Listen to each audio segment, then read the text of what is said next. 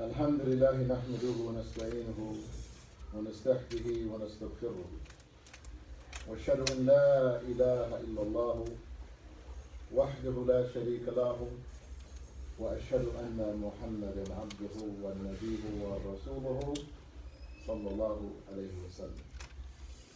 Beginning the Khutbah of Jummah, praising Allah subhanahu wa ta'ala and thanking Allah azza wa jal for having, alhamdulillah, guided us to the most perfect, alhamdulillah, way of life. And provided for us, alhamdulillah, not only the best way of life, but, alhamdulillah, a book. In it there is guidance sure and without doubt. So that, alhamdulillah, we would know how to guide our affairs.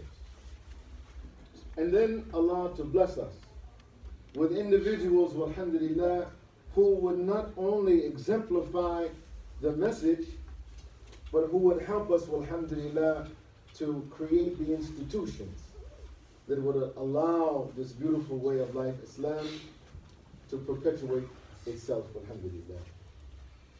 We ask Allah's peace and blessings on Muhammad sallallahu alayhi wa sallam, on his family and companions, and upon all of the Anbiya, all of the prophets, guides, and messengers, and those who follow the way of Allah's haqq until the day of judgment. Amen.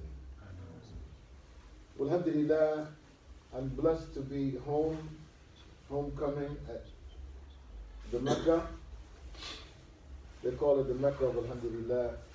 So for those of us who came to university seeking something, some education, some guidance, some opportunities to be successful, that this place would take the nickname, the kunya, the Mecca. And they would select for themselves a motto. I don't know how many students know the motto of Howard University, but that motto is Veritas e Utilitas, truth and service. Walhamdulillah, Imam Shafi rahim alayhi, he said if there was nothing else of the Quran revealed except this, it would be enough to guide all of humankind to the straight path.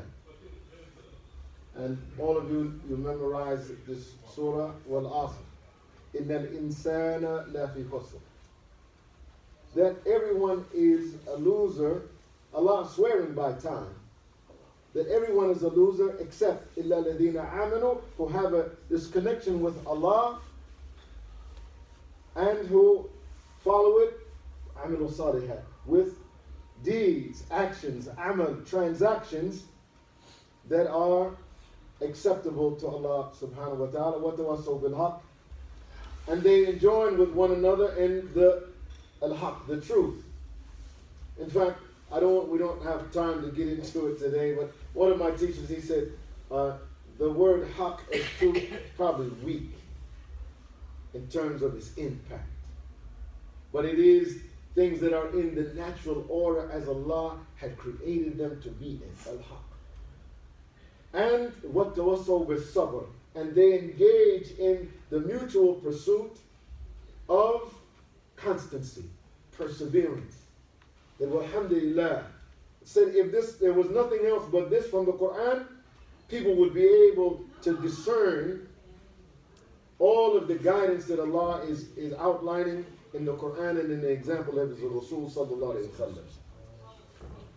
And it's interesting that as we who are people who are coming to be in that category of the people who have this relationship with Allah, and I remind you as I look some of the faces, I see them, and they came to the reality of Allah right here.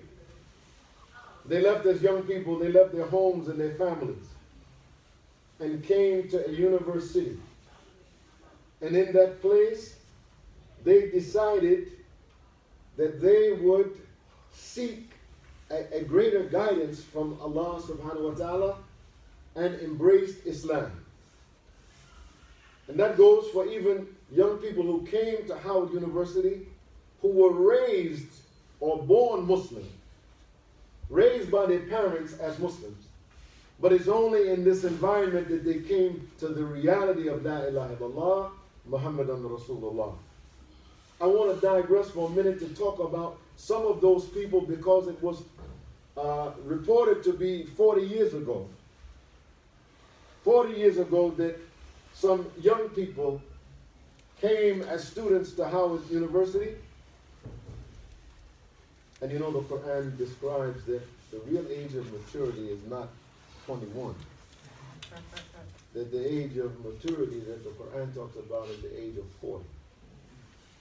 And it's not lost on me that they would assassinate, by Allah's leave, they would assassinate King and Malcolm as they approached their 40th birthday. But that's an aside for another conversation. But a group of young people who came seeking guidance and an education and opportunity, they arrived and decided that they should embrace Islam. And armed with the truth, then they would be committed to service in their communities. And they built the Howard University the Muslim students of Howard University was the organization that they created here, which later became associated with MSA National. But these young people, alhamdulillah, they built the foundation of an ongoing environment in which people in this city would know that there is a reality called Islam. Amidst all of the foolishness that goes on in a university, that there would be people who would say, who are those people there? They say, oh, they're Muslim. What do they believe in? Oh, they had a program, they had a lecture, they had a table, they had whatever, and I learned about what Islam is. For the record, many of those young people 40 years ago were part of an organization called the Islamic Party of North America. And even though I didn't embrace Islam with them, I was around them and I was influenced by them, that alhamdulillah later I would see the reality of Islam. They were having a vision that it was not enough for them to personally convert their lives. There are some people, they're very happy. Well, alhamdulillah, I'm a Muslim. I don't drink, I don't smoke, I don't fornicate, I don't gamble, I don't lie, I don't cheat, I don't steal. Because of my relationship with Allah, I'm a better individual. But absolutely do nothing or very little to transform the societies that they live in. I want to let you know that the young people who founded the work that we benefited from, and Tariq remembers we benefited from that foundation, and it allowed us then to be able to explore and learn about other Muslim groups and organizations that many of us joined and became leaders of. But alhamdulillah, they had connected very clearly that it was not enough for them to save themselves, but they had to be committed to the service of their community. They just happened to be at a place where the motto was truth and service. One of the women, I'm going to mention her now, one of those women graduated from Howard, degree in nursing, which is a caring profession, and has made her life's mission the operation of a women's shelter in Baltimore. I know it didn't come out from outer space. It came from what she learned and acquired as what Islam is. What tawassaw bil haqq, what tawassaw bil sabr. So throughout years struggling, trying to achieve not her salvation only, but to save the lives of others, alhamdulillah. Brothers and sisters, There is a hadith reported that the Prophet ﷺ said that the learned among you are the inheritors of the prophets. Remembering that those who have knowledge are not, the Quran says, not like those who do not have knowledge. But for many of us, and I don't want to indict anybody, but for many of us, we are very happy to say I'm an educated person, I'm a professional person, I'm a college educated person, yet I don't care for the need of my neighbor. I pray 5 times a day, alhamdulillah. But do I feed my neighbor? Some would say to whom much is given, much is required. That those of us who have been blessed, alhamdulillah, to be educated, should feel a desire, alhamdulillah, to serve others. When I was a younger person, the old people would tell me about how our community used to function. That it used to function that those people who had accumulated wealth or knowledge or whatever, the people in the community looked to them as the leaders. And they felt an obligation, alhamdulillah, to be the servants of their community. When we think about even Rasulullah sallallahu alaihi wasallam as the best example, alhamdulillah, you might think, well, he goes to Yathrib, they know he has guidance from Allah. He is an expert at organizing the community because he's done a great job helping the Meccans, even though many of them, they don't embrace Islam. Come forward, brother. Come forward. But the Rasulullah ﷺ did not arrive in what would become Medina Munawwara with the objective that now that I'm the leader, let me sit back and let the followers work. The example of Rasulullah ﷺ is the example of a servant leader. Today I want to congratulate you. You're in that group that W.E.B. Du Bois called the talented 10th. You are the people who come from generations of people who were denied the 5 durura and maqasid al-sharia. And I talked about this before, I'm not going to go deeper. But the preservation of our souls and our wealth and our intellect and our lineage and our deen, they were all taken from us, whether we were enslaved Africans, whether we were colonized Africans or Asians. These 5 durura, they tried to systematically remove from us, most perfectly removed from the enslaved African in America. Now that we have been able to escape many of the traps set by this, you and I who are blessed, we have an obligation not only to save ourselves as individuals, but to save our community. Imam Zayd Shakir, he said something one day, and I don't even think he didn't think much of it when he said it. He said, look at most Americans. Most Americans, the average American, drinks, smokes, gambles, little hanky-panky, they call it a nice way of saying, you know, something haram, hanky-panky. They got the multi-million, billion-dollar lottery, gambling. And they fall victim to so many of the weaknesses and vices as individuals. You would say to yourself, subhanAllah, if you had a nation of people who were individually so weak, why doesn't the whole society fall apart? Because they're institutionally strong. They have built institutions that preserve the society and manage the weaknesses of the individual. So Imam Zayd, he said, so their individual weaknesses are compensated for by their institutional strength. He said, now look at us. You know, every year Howard University graduates architects, engineers, doctors, lawyers, business people, in every field.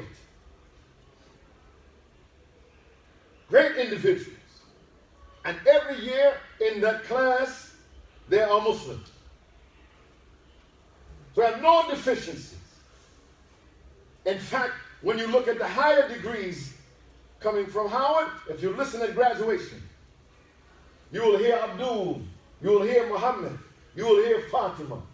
You'll hear all the Muslim names going across, receiving the highest degrees and honors at Howard. As individuals, they're great. When you look at our communities and you say, well, what's wrong with our community? It's because our individual strengths are negated by our collective institutional weakness. You and I have to be, alhamdulillah, committed to becoming part of the institutions that will be the solution, alhamdulillah, not just for us and our families, but alhamdulillah, the moniker of those young people who started this effort 40 years ago was, come and let us change this world.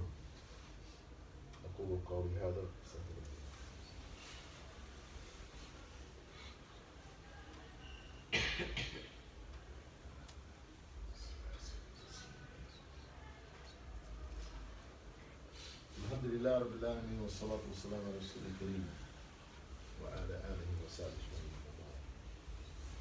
Well, alhamdulillah, praising Allah and thanking Allah subhanahu wa ta'ala for having blessed us, alhamdulillah, to be in the gathering remembering Allah Azza wa Jal and His Messenger Muhammad sallallahu alayhi wa sallam. I just want to take just a minute to say to you that we are at another place in history 40 years later. And I see some of the old faces like mine. We were here 40 years ago. And alhamdulillah,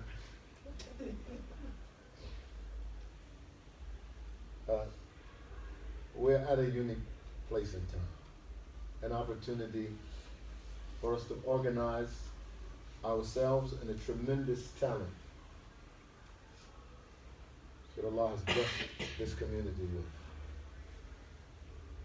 I remember there's a sister, now Dr. Daya Abdullah. We ask Allah to have mercy on our husband. He was a very well-known drug treatment specialist in Washington. He died a number of years ago, and Daya completed her PhD. And 15 years ago, she tried to organize a Muslim Alumni Association.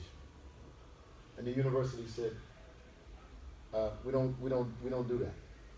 Religious organizations, we don't do that. We said, subhanAllah, you would think as a university you would want, the power of that network. Or maybe not. But subhanAllah, I think another Dr. Khadija Muhammad, I think she was one of them, she said, why don't we start Muslim Alumni Association unofficially? And then we were blessed, subhanAllah, about a year ago, the successor to the first Muslim chaplain at Howard called Alumni Affairs and said, why can't Muslims have an alumni association like other campus organizations? And they said, well, we don't do religious organizations. He said, well, we're not a religious organization alone. We're a campus registered organization. Doesn't that give us the same status as Omega Psi Phi and Delta Sigma Theta and, Zeta Phi Beta and all of them? And the brother said, wow, I guess you have a point. He said, okay, I think we can do it. Under one condition. She said, what?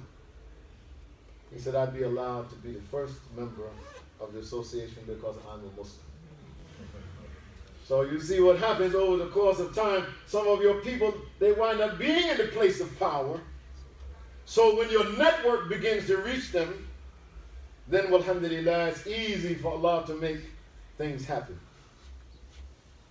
So brothers and sisters, I want to encourage you. I see many alum who are here, some who travel great distances. They answered the call that alhamdulillah, tomorrow we will gather after the football game at Masjid Muhammad at 4:30 around the time of Asr. Inshallah, I invite you to come and join us to help us to build an institution that will allow us the power of our network. And Allah has promised us, alhamdulillah, that if we follow this kind of approach, we will be successful. Allahumma hdina fi man hadayt, wa hdina fi man afayt. Oh Allah, guide us among those whom you have guided. Oh Allah, take us as a friend among those whom you have taken as a friend, as you took Ibrahim alayhi salam. Ya Allah, we ask, alhamdulillah, that you have mercy, subhanallah, on all those who helped us to establish iqamatul deen in this place. Oh Allah, we ask your mercy and your peace on Dr. Suleiman Yang as he is sick and recovering, inshallah. But alhamdulillah, that he laid a spiritual and intellectual foundation for us. Ya Allah, we ask you to bless, alhamdulillah, the leaders of the university who allowed the presence of Islam to become rooted, alhamdulillah, for 4 decades. Ya Allah, we ask for your mercy and your peace upon the Muslim faculty at Howard. Many of those who provided, alhamdulillah, support for our students, not just educationally and morally, but some financially, Ya Allah, to help us. Ya Allah, we thank you, alhamdulillah, for what Suleiman Yang called the union of town and gown, that Muslims who lived in the surrounding areas were supporting the development of our young people, alhamdulillah, as they strove to be on the Sirat al-Mustaqim. Ya Allah, we ask, alhamdulillah, that you strengthen our students. Ya Allah, that you cause them, alhamdulillah, to become the inheritors, Ya Allah. Allah, to cause them to be leaders, Ya Allah. Alhamdulillah, that you might bring maslahah, some benefit, Ya Allah, for them that would reach our whole society. Ya Allah, we ask for your mercy and your peace, Ya Allah, on those suffering with difficulties, Ya Allah, around the corner or around the world. Oh Allah, help us to be emissaries of your peace. Allah, we ask, alhamdulillah, strengthen us, subhanallah. Grant us, رَبَّنَا آتِنَا فِي الدُّنْيَا حَسْنَةً وَفِي الْآخِرَةِ حَسْنَةً وَقِينَ عَذَابِ النَّارِ وَقِنَّا الْجَنَّةَ مَعَ أَبْرَارٍ يَا عَزِيزْ يَا غَفَّارِ يَا رَبُّ الْعَالَمِينَ. And we pray for your mercy and your peace, Ya Allah, on the Prophet alayhi salatu wasalam, and upon his family and companions, and upon all of the Anbiya, Ya Allah, prophets, guides and messengers, Ya Allah, and all those who follow the way of your haqq, Ya Allah, until the day of judgment. Ameen. أقول قولي هذا استغفر لكم أكمل الصلاة.